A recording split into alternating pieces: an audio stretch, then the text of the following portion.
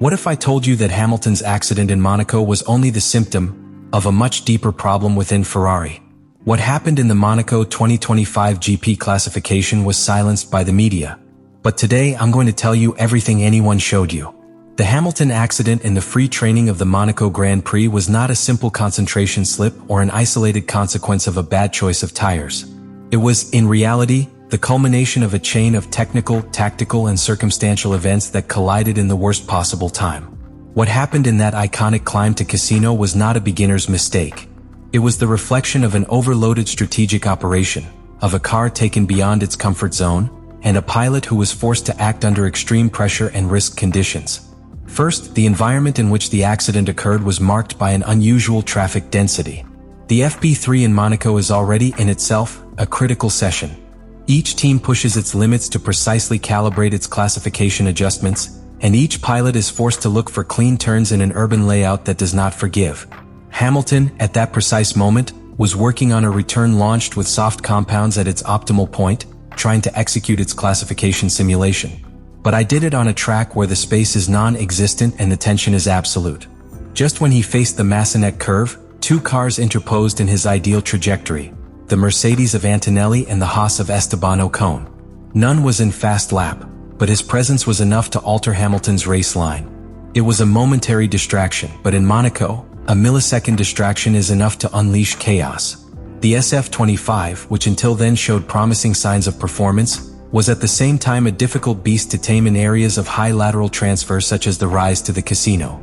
The rear of the car, especially sensitive to the grip and weight distribution conditions, reacted violently when Hamilton tried to keep the gas thoroughly to compensate for the loss of line. The consequence was immediate: flying, loss of the rear axle, and a direct impact against the wall. The coup, partially captured by official cameras, was more brutal than the transmission showed. He not only damaged the body, he broke critical components that, in any other circuit, would have meant an automatic withdrawal from the rest of the weekend. The car returned to crane boxes, and what happened later was a counter-relage race to save the project. Ferrari had to disassemble the power unit to inspect internal damage. The full gearbox was replaced, which generated an automatic penalty on the grille, and both the front and the rear were replaced. In total, more than 8 hours of technical work that committed the calibration time of the car for classification. There was no room to validate the management geometry or optimize the height of the chassis. Ferrari was forced to improvise. And he did it knowing that any additional error could compromise Hamilton's complete participation. The most disturbing of this episode was the fragility of Ferrari's planning. The team presented Monaco with a barely validated version of the SF25, without having executed a complete test in similar adhesion conditions. The bet was clear: use Monaco as a real test bank to validate pieces. And that decision, in retrospect, was a strategic error of great proportions. Because in Monaco there is no room to experiment. You have to arrive with certainties. And Ferrari arrived with unanswered questions. What happened inside the Lewis Hamilton helmet after the accident was even more significant than what happened on the track. Because beyond physical impact and mechanical damage, which really fractured in Monaco FP3 was its emotional relationship with the SF25. The accident not only destroyed car pieces, destroyed trust. And in a circuit like Monaco, where the wall is centimeters from the error and each turn demands absolute faith in the behavior of the car, losing that trust is equivalent to running with a bandage in the eyes. Hamilton said it bluntly: "The car feels good, but after what happened in FP3, I couldn't push the same." That phrase, said with apparent calm, encloses a psychological earthquake. Because who knows, Hamilton knows that this is his worst area: uncertainty. Throughout his career, the British has been dominant not for having the car faster always, but by knowing exactly how his car would behave in each curve, in each braking, in each change of direction. That invisible bond between pilot and machine, that instinctive understanding, disappeared after the crash. And what remained was doubt, caution, and for the first time in a long time, fear. That loss of faith in the car forced him to modify his approach to classification. Where I would normally look for the edges of each centimeter of the circuit, now it traced with more margin. Where I used to hurry the braking to the millimeter, now I let out the accelerator before. That most conservative driving style is completely incompatible with the nature of Monaco. There is no room for prudence. The urban circuit demands absolute commitment. Each meter that you do not take advantage of in classification is a lost position. And Hamilton knew it, but he simply couldn't run the risk of another error. Because I did not trust neither in the car, nor in the conditions, nor in the response of the car under pressure. This was especially evident in its adaptation to Charles Leclerc's pilot style.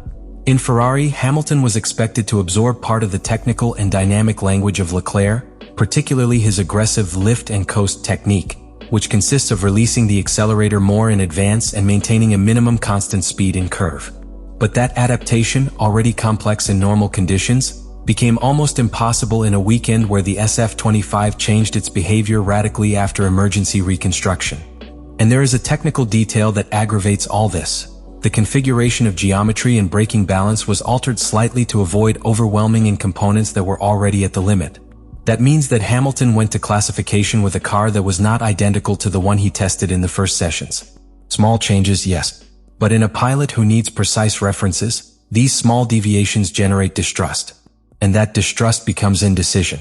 And indecision in Monaco is a sentence of mediocrity. Hamilton also loaded with an added pressure to show that his arrival in Ferrari was not a mistake, which can be competitive outside Mercedes. That he is not a pilot in decline, but one in reinvention. But the pressure, when accumulated on a fragile soil, becomes dead weight. And that weight was evident in each sector, in each curve output, in each subtle correction that made it lose tenths. Monaco for Lewis Hamilton in 2025 was not a battle against the other pilots. It was an internal war. A silent struggle between what he knows can do and what the car that Ferrari rebuilt to the rush allowed him to do. And that disconnection is what made one of the best classified in history a secondary actor, caught in a car that no longer obeyed as before, and in a circuit that does not forgive weaknesses. The third act of this story has a very clear name: poorly calculated technical risk. While everyone observed the surface of the problem, the accident, the loose classification, the penalty which really sealed the destination of Hamilton in the Monaco GP was a silent decision, taken inside in the Ferrari factory weeks before the event, to use an experimental aerodynamic package that was not fully validated for conditions such as those of the Principality. That was the real sin of Maranello.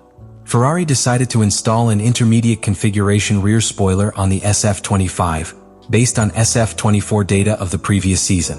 The objective was clear: to improve the stability of the car at the exit of slow curves, especially critical in Monaco, where the mechanical grip sends about pure aerodynamic load. But what seemed an elegant solution in the simulator became a source of imbalance when the car touched real asphalt. The SF25 responded with unexpected behavior. More stable, yes, but at the expense of agility. The rear of the car gained adhesion, but this caused an unwanted effect on the front. The braking balance and weight transfer during curve input phases became unpredictable. Hamilton, accustomed to an aggressive response on the front train, found a car that subverts more than usual, especially in the first half of the turn. This, in a circuit where each change of direction must be immediate, was catastrophic. In addition, that modification did not come alone. Accompanying the new spoiler, Ferrari included a revised geometry diffuser, designed to improve efficiency in the low-speed area. But by introducing it without real correlation data on the track, the SF25 lost part of the soil effect that gave it traction in sections such as Lowe's, Mirabeau, and Portier. That is, the areas where the car should stand out became its weak points. It was a car with more load in theory but less confidence in practice. And the most serious, all this configuration was applied in a hurried way after the accident. There was no time to refine her. Ferrari mounted the aerodynamic package with generic parameters, without going through the natural wind tunnel steps and long simulation sessions. Hamilton had to classify with a machine that literally knew. I didn't know how it would behave to the limit. And that, in a normal weekend, would be serious. But in Monaco it is a sentence. What further aggravates the matter is that this decision was motivated by a political need within Ferrari. It was pressed internally for the new package to debut in an iconic circuit, with high media visibility. He wanted to prove that Ferrari was evolving. That were not reagents but aggressive, that they were not only competing but they were innovating. But that desire to project force resulted in an act of technical weakness. Because innovating without control, without evidence, without time, is just an elegant synonym to improvise. And that is exactly what happened. He improvised. And the price was paid by the most experienced pilot on the grill, on the most delicate stage of the calendar. Because Monaco cannot face theories. Monaco demands certainties. And Ferrari that day only had assumptions. The result was inevitable. A car that did not respond as it should. A pilot who could not risk. And a weekend that could have been a rebirth for Hamilton. but ended up being a brutal reminder that without technical control, or the best talent in the world can save you. Monaco, that labyrinth of narrow curves, relentless walls and glory reserved only for those who understand every centimeter of their asphalt, was much more than a lost race for Hamilton. It was a radiography without filters of everything that is still bad in the Ferrari 2025 project. What seemed to be the beginning of an epic stage, the alliance between the most laureate pilot in history and the most iconic team of Formula One, was transformed, in a matter of hours, in a manifesto of structural fragility, hurried decisions, and of a dangerous disconnection between ambition and reality. Because the most alarming thing about not was that Hamilton was badly classified, nor would he suffer an accident. The most disturbing thing was what this weekend revealed about the internal dynamics of the team. Ferrari does not seem to operate from the surgical precision required by Formula One modern. Ancient patterns are still observed. The impulse to innovate without data, the pressure to show results in media events, the tendency to trust more in the prestige of the shield than in the real technical preparation. And in that context, until the talent of a multiple world champion is reduced to a simple number in the timetable. Hamilton, meanwhile, lived in Monaco a kind of forced epiphany. For the first time since his arrival in Ferrari, he understood that the adaptation process will not only be slow, but will be full of unforeseen challenges. That it is not enough to bring experience or pure talent. That this team needs more than a leader. It needs a silent revolution, a change of technical culture, a new pact between what is promised and what can be delivered. And that, in the middle of the longest and most competitive calendar in history, can take much more than he and his followers are willing to wait. Now, the question that is floating in the air is not only if Ferrari can correct the course. The most important question is another. Can Hamilton, with 40 years and a legacy already written, endure this transition without seeing its own essence eroded? Can you live with the frustration of seeing how its weekends are defined not by what he can control, but by the systemic errors of a team that still lives between his glorious past and a confusing present? And this is where I invite you to participate. Because this story is not just about data, errors, and technical decisions. Construction or destruction of a chapter that can define the modern era of Formula One. So tell me, do you think Hamilton will reverse this narrative before it is too late?